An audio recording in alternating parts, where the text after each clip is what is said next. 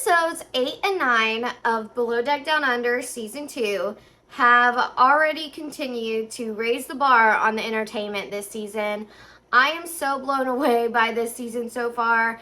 We knew that Joao was coming, but I think I still secretly held out hope that he was going to come back this much more mature person, and I think it shows that Joao has both great qualities in a leader, and he has some immaturities and insecurities that really rise to the top. I mean, he was not on the boat 5 seconds before he made a crack at Culver about if he was strong enough to carry Joao's bag. And, you know, he just started off really condescending towards everyone. He wants you to know he's the boss, and anytime his authority is questioned, he gets out of whack.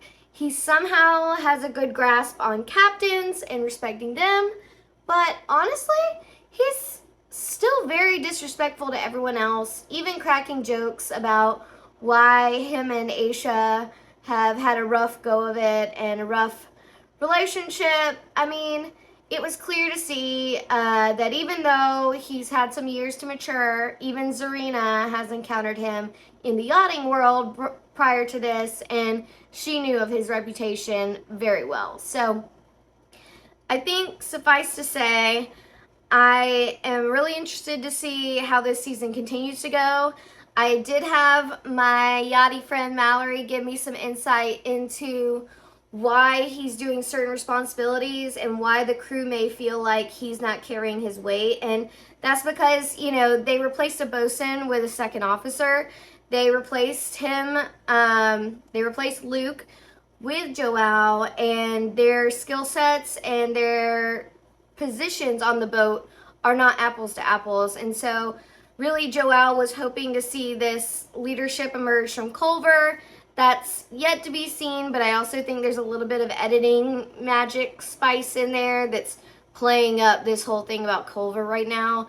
Yeah, I'm not really buying that he's not leadership material. I think they just want to lean in and fire up those tensions between Joao and the crew.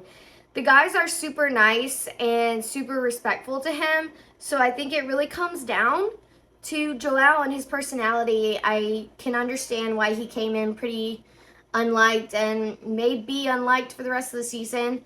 I do think the crew has a lot to, you know, of structure that they need and other things like that. Like, I think they need to be whipped into shape, but at the same time, I think the way you conduct that and the way you encourage them and lift them up and empower them to make better decisions, you know, that's what proves you as a leader. So, Joao, verdict's still out. I did think the conversation between Aesha and Tzarina was hilarious because they seem to be having this conversation about Tzarina being interested in Joao. I would never see that coming. So I think Aesha was just a little tipsy. She had kind of drunk eyes going on, I think. So I think maybe she was just like, hey, stop being so nice to Joao. Watch out. He's charming. He's sneaky. Yeah, and I think she just kind of read things the wrong way. But Tzarina handled it perfectly. I'll be interested to see, though, what happens after her conversation with Joao about the crew and how they feel about him. I absolutely know that even though he said to Tzarina, oh, I won't tell them that you said anything, like, don't worry, it won't get back to them. He's absolutely going to be passive-aggressive or maybe just aggressive-aggressive with them to follow up in that. So, Joao, verdict's still out. Next up, we also had our new second stew, Jaimee, come on board, and she really rocked the boat. And not only because she is drop-dead gorgeous, total model, and totally sweet and adorable, I think the problem, though, is going to be that she is not a girl's girl.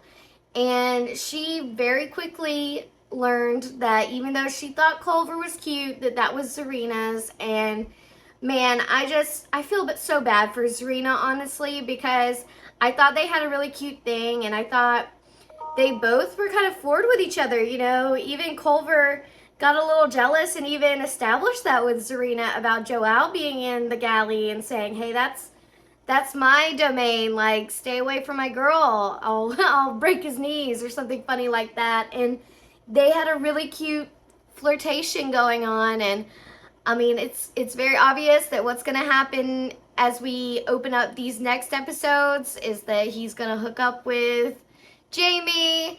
I can't blame him. He's just a guy, and you saw him kind of do this with Brittini towards the end of last season.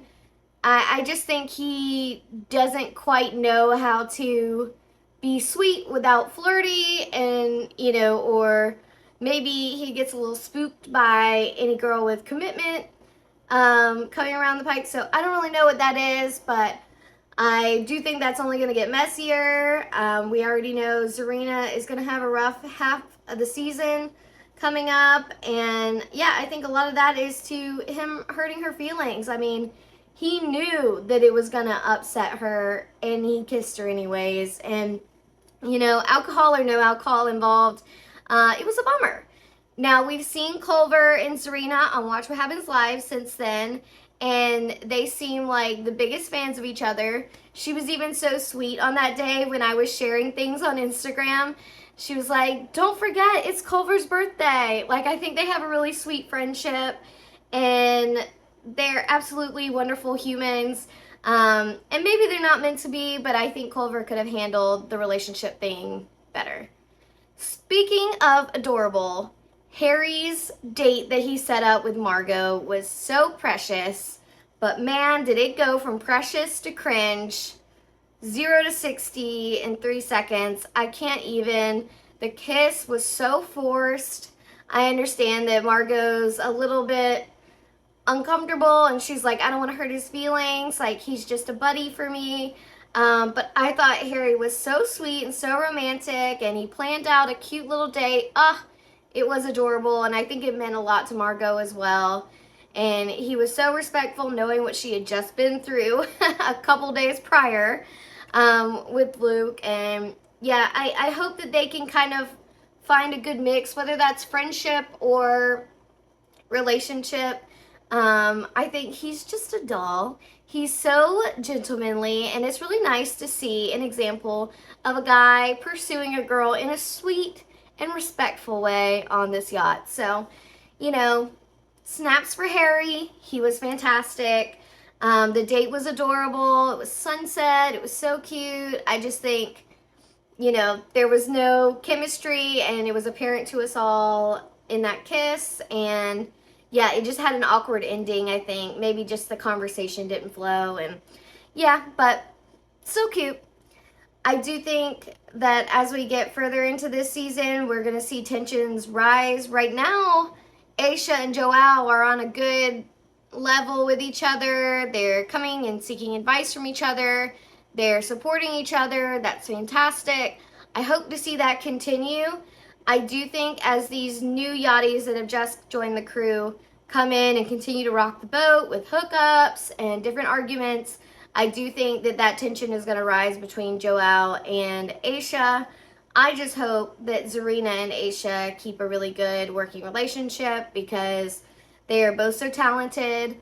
I thought the guests in this episode, they were hilarious. I mean, they were a little extra. You can always tell when people are hamming it up a little for the camera. And I mean, the people were camera stars. We'll put it that way so I don't get bleeped. But they also, I mean, they were very sweet to the crew. They were wild for sure, and I think they loved to go for that shock value.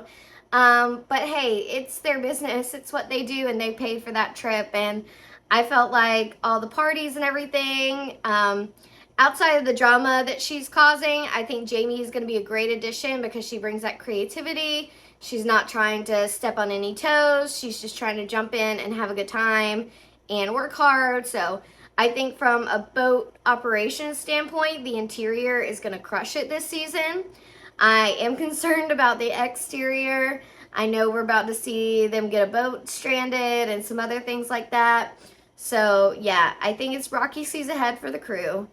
I think the guests, Laura Desiree and her whole crew, has just been a wild time. I know I personally watched the episodes on a flight, and I got some judgmental eyes to my left and my right. So yeah, thanks a lot, Bravo. But I do think that Aesha once again shows that she is the GOAT. I think I've continued to say that I think that Jason and Aesha are just the new dynamic duo when it comes to Below Deck across all the different franchises, and they just continue to lead in such a way that I love to watch. I'm entertained, but also I'm inspired by them. And so, yeah. Overall, they were good episodes, new drama, new blood coming in. I hate to see some friendships likely dissolve over the next few episodes as hookups happen and different friendships are tested. But for now, it was cute. There was a cute date. There were some beach picnics. There were fun shenanigans on their nights out. And yeah, those are my thoughts. Let me know what you thought about these episodes in the comments below. And if you want to hear why I think that Aesha and Jason are the dynamic duo of the Below Deck franchise, check this next video out. Thanks. Bye.